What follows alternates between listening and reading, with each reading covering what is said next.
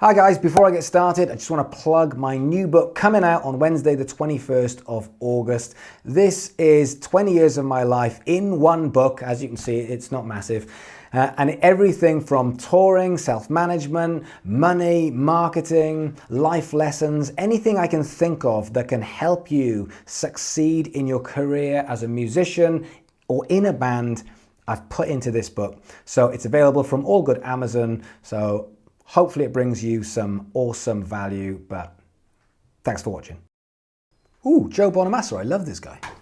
I know musicians, songwriters in Nashville that have had 25, 30 million spins on Spotify or Pandora or wherever they think, and had got a check as a principal writer for the song, $750. Now you tell me how that pays the bills. That doesn't pay the bills. Good for the consumer. I'm not going to argue with that. They are now systematically telling people that creativity and artwork is free. That's disgusting. Devaluing it. Yeah. Keep devaluing it. And then they go back retroactively and say, we paid you too much last year. Really? You paid us too much. The songwriters and musicians basically Shylock rates. You're better off borrowing the money from the Russians on Santa Monica Boulevard. The Russians?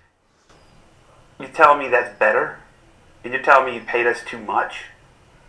When the last time I checked, producing a record costs exactly the same as it did in 1990. I think so. Musicians cost exactly as much as they did in 1990. Yeah. And the physical product costs about as much as it did back in the day. So you tell Physical me product. how that actually helps. Doesn't. Oh, well, you got 50 million spins. Maybe you get a clothes company to give you a free pair of jeans. And they'll sponsor your Instagram page. Yeah. No. If you want to go down that road, that's fine. And I know people monetize that lifestyle, but that's the Kardashianification of music, and that to me, It's good. Doesn't work. Doesn't work. It doesn't work long term because the bottom's going to fall out. So yesterday I got tagged in about 100 times into this Joe Bonamassa video by people saying, Damo, look, Joe Bonamassa, the blues guitar legend god, is calling you out saying musicians should get paid more, and this idea of not selling music and selling something else and monetizing your music elsewhere is wrong. He's literally calling you out. And I'm pretty sure he doesn't know who I am. However, I'm responding to you, Joe. Okay, firstly, let me say I love Joe Bonamassa. I love his talent, I love his guitar playing, I love him in general. I think he is a legend. And this video will do wonders for musicians all over the world standing up and saying, yes, Joe, you're standing up for our rights. We should get paid more money. Absolutely. We deserve more, just like the musicians and the artists before us who made loads of money for their art. So hang on, which era of music industry are we talking about right now? Music History Lesson by Damian Keyes. So music's been around for quite a long time, but the first melodic instrument that we know about was made 40,000 years ago, which was a flute, which was made out of bird bones. But fast forward another 35,000 years to when music actually started to make money. And it started to make money in the 15th century in the widespread of sheet music. That's right, published sheet music. So before recorded music, there was basically people would go and buy sheet music so they could play it in their house, and that was how they monetized music. So what about composers back in the day? They must have been raking it in at this point. But were they? If you look at some of the greatest and biggest composers of all time, they weren't making money from their compositions. Take Vivaldi, the Four Seasons guy. He was a big deal, and yet he made nothing from Four Seasons, and all of the money he made was as a conductor of an orchestra, which basically came out as minimum wage. What about J.S. Bach, Johann Sebastian Bach? Now, he was a colossus when it comes to the composing industry. However, he was a school teacher. That's how he made his money. And all his composing brought him was free room and free board. What about Mozart? Wolfgang Amadeus Mozart, practically the Justin Bieber of the 1700s. This dude knows a thing or two. Yet he made his money from teaching and performances and practically nothing from his composing. All right, what about recorded music? Let's fast forward. 1877, the first piece of audio that was recorded for the purpose of being listened to again. And that was when Thomas Edison invented the phonogram, effectively the record player. And what he did was he recorded Mary Had a Little Lamb. That was effectively the first pop star of that generation. Now, the phonogram allowed the recording of live music, which effectively was the start of selling recorded music. But you had to fast forward quite a few years before radio became mainstream, which was around about 1920. Yes, that's right. Less than 100 years ago was the invention of a radio. Now, radio, the death of live music, as it was coined when it first came out by the older generation, allowed the world's worth of music to be shipped straight to your door without you having to leave your living room. Now, radio and TV both came with a massive backlash, saying it was going to kill off the written word. It was going to kill off literature and art as we know it, and it was going to stop live music happening, therefore the death of the musician one more time. The book industry was about to die off, leaving a brain-dead, moronic society. Now, the music industry as we know it has only been going for about 70 years, and that's because of the popularity of TV in the 50s and also the invention of electric instruments like the electric guitar. So it's not particularly old. Some of our parents or grandparents are older than the traditional music industry as we know it. Now, this rose-tinted music industry has been up and down since it started, but in 1983, it was all going wrong for the music industry.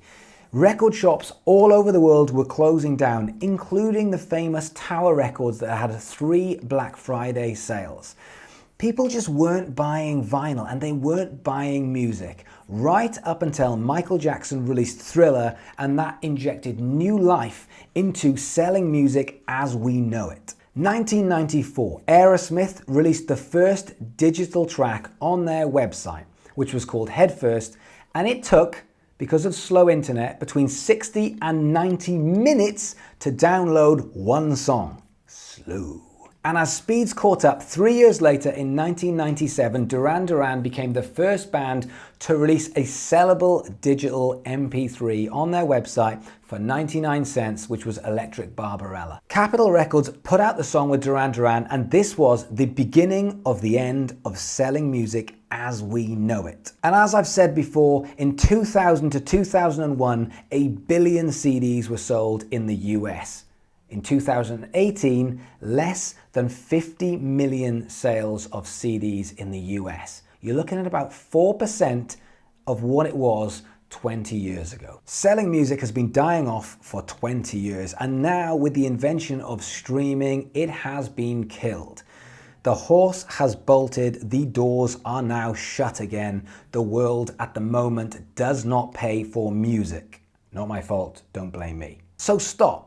In this history of melodic music of 40,000 years and sheet music from the 15th century, we're basically saying there were 2 golden periods of time to be a recording artist which got looked after by selling music. And that was the late 60s to the early to mid 70s and the early to mid 90s right up until the year 2000, where things started to decline. And in that time, the music industry ripped off the artists as much as it physically could. So let's say Joe is right. In fact, Joe is right. Musicians should get paid for their work. But what are you going to do about it? And what's Joe going to do about it? I watched the video and I was like, yes, absolutely. And I was waiting for the answer, or I was waiting for some kind of solution. And then I checked out Spotify, and Joe, you're still on Spotify with your 21 amazing albums so that I can listen to them for free with my £10 subscription whenever I want to. So what is the answer? The cat is out of the bag. So therefore, consumption means people are not buying music. And then comes to the important bit. That word, Kardashianification, which I think is a marvelous word. This to me is where the argument takes a turn. This is where we can find a way to monetize what we do. And yes, it might mean we might not get paid directly for the music, but we are still getting paid around the music. We're still getting paid indirectly from the music. And I've got a question, because I think this sums it up quite well. I think if I asked this to most musicians, I think I know deep down what the answer would be. If you had the choice to sell $50,000 worth of music, but you didn't get paid for anything else, but you got paid for your music, or you got paid $150,000 for selling hats, but those hats are as a direct result of selling music, but you get nothing for the music, which would you pick? It sounds ridiculous, but I think a lot of musicians would pick less money for their music and their art purely based on ego, stubbornness, and tradition. I don't want to be a hat salesman, but you have to think of it like this. In order to be that great hat salesman, people have to really buy into you and your music and your brand. And if they do that, they're saying, I want to be a part of this brand and I am going to monetize you somehow in order to show my friends and my family, my tribe. I'm going to show that I'm part of you. And if that means they buy a t-shirt or a hat or ticket sales or some kind of other merch, then you win.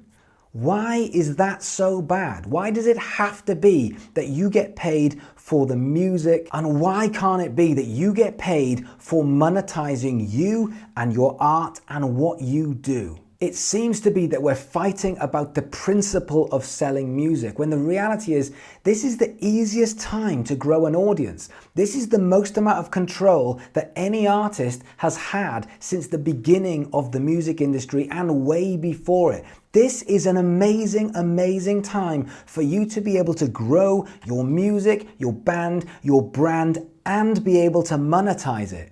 Why should we be getting caught up in semantics about whether or not you're selling music or whether you're selling something to do with the music? So in summary, Joe, you are right. We absolutely should get paid for the music. The problem is we don't. So what are we going to do about it? We're going to take control.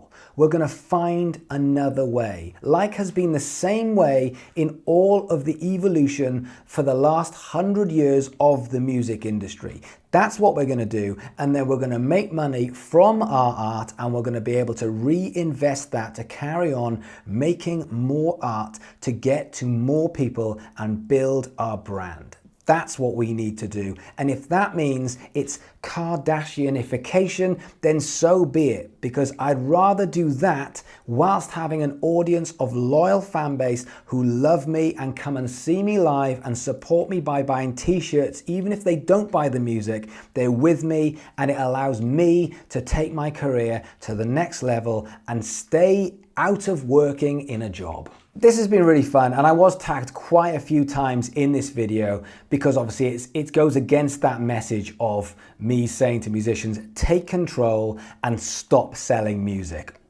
Stop selling music? This new book, coming out on Wednesday, the 21st of August, 2019, available from all good Amazon. Yeah, in all seriousness, I've really enjoyed this, but I'd like to know your thoughts. So I'd like you to get involved in the comments below. I agree. I want you to get paid as much as you can. I personally don't have a problem if that means you're a hat salesman because of the music, but you might. All of a sudden, this might be about capitalism and principle and tradition, and it's not the point. I want to know what you think. Are you happy from making money outside of selling the music? And do you think there is a better way, or do you think the industry will change before, as Joe says, the bottom falls out of it? Let me know what you think. Other than that, if you can do me a favor, like, subscribe. More importantly, come and be a part of this community, because I'm really, really proud of what we are achieving and all of the musicians who are involved. So keep me posted on your stuff, and I'll see you again tomorrow. I want you by my side, all was well till you left, and now I'm just missing